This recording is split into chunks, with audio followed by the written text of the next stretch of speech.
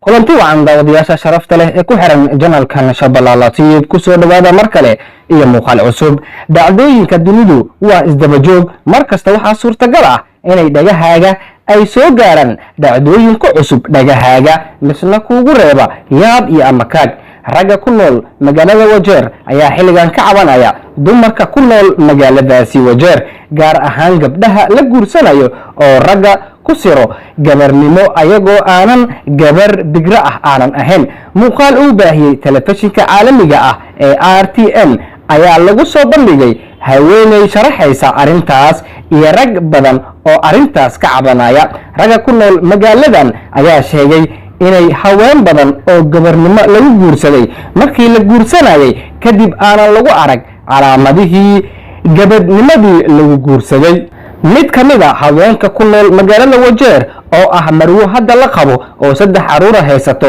ayaa sheegtay in ninka qaba hadda ay markii ay guursanaysay ay ku qayaantay gabarnimo been ah. waxay sheegtay inay isticmaashay kareemooyin been ah si ay gabar bigra ah ugu ekaato. sidoo kale haweeneydan ayaa sheegtay inay gabarnimadeeda ku weysay xiriir jacayl oo ay horay u soo lahayd.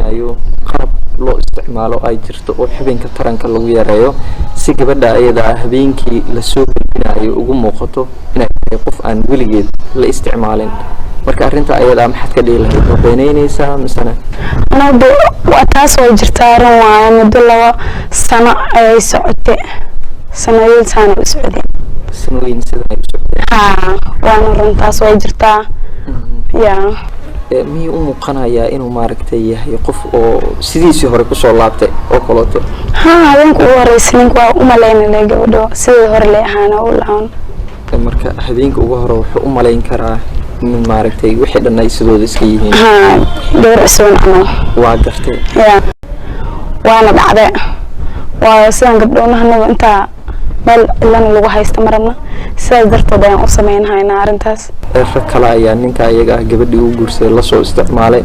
ma liis dhihi karaa gabadha markii la guursado ka dambe waxyaabihii hore oo ay u soo martay inay ka garwaaqsato oo ninkeeda kale ay ku ekaato taas oo jirta waa hada balse oo nin heshid oo ninka goor la gashid dareenka loo aadid ma qabaysid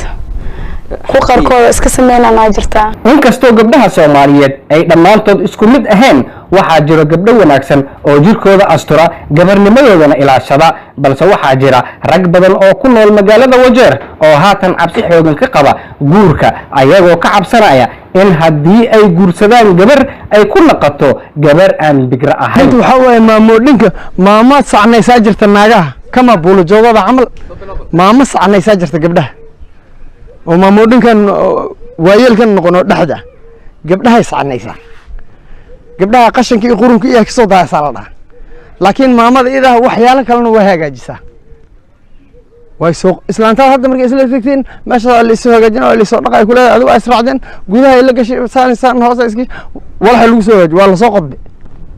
waa soo noqday waa la soo hagaajiyay waa qurunkan waa iga soo daaysa lagu dhahay ninka ragga qurunka laga soo hagaajiyay leemoy waa soo qodbay ma dhahayn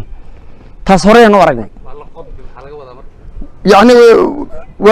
لما ملا يعني السكيدج بالك تسوينا ولا يرينا الشيء بعرمن واحد بعرمن بنادق ما وقف عنه بعرمن قفك بنادق سيدي إلهي أو تلقله وينه هذا